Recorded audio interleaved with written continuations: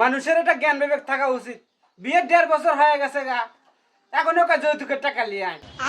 এসব কথা মানুষে শুনলে ছাড় দেবো না। अच्छा যৌতুকের টাকা মাপ দিবি কোটা দেখতো কইলো হইলো এ চুপ করে থাকো, মানুষের টাকার প্রতি অত লোভকে। এসব কথা মানুষে শুনলে কি করবো? টাকা চাইলে পাওয়া যায়, কামাই করে দিয়ে আসো তুমি। এই টাকা তোরা ইচ্ছা করে দিবে আমরা কি সবার কাছে এটি হ্যাঁ মানুষের বিয়ে দেওয়ার সময় মেলা রকমের কথা কয়, আজ তুমি ঘোরা দেবো বাঘ দেবো।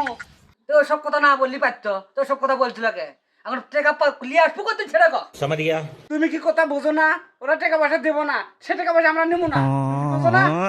অত সুযোগ দিলে না ও মাথায় বয়ে তোর হাঁকবি সে তো রেল করে টাকা নিয়ে আয় অত সুযোগ দেওয়া যাবে কাকু আমার বউ আমার মাথা ধাগুক মুতু, সেটা আমি বমু, তুমি বাবা।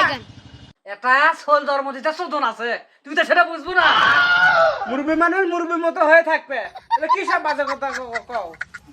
মানুষে মেয়ে দেশে আবার টাকা দেবো, কি দায়িত্ব করে গেছি আমরা। তোমার বেটার সাথে বিয়ে দিয়ে মেয়ে বিয়ে দিয়ে কি বিপদে যে পড়ছে ওরা, টাকা দিব আরো কত কি দিব। শালার বেটা যৌতুক বলে বড় লোকি ভাগা সুদা তাহলে বাচ্চা বার করে তোমার তাড়াতাড়ি টাকা নিয়ে আয়। মেলা কষ্ট করছি আর কষ্ট করে পাম না তোর শ্বশুর 3 লাখ টাকা দিবার চাচ্ছে 3 লাখ টাকা বাদ দিবু ভালো মানুষের লাগান তোর শ্বশুর 2 লাখ টাকা দিবার চাচ্ছে 2 লাখ টাকা তার মধ্যে বাদ দিবু আমার বাচ্চা বাইরে বাবা বড় লোকি ভাগা সুদা টাকা লবো না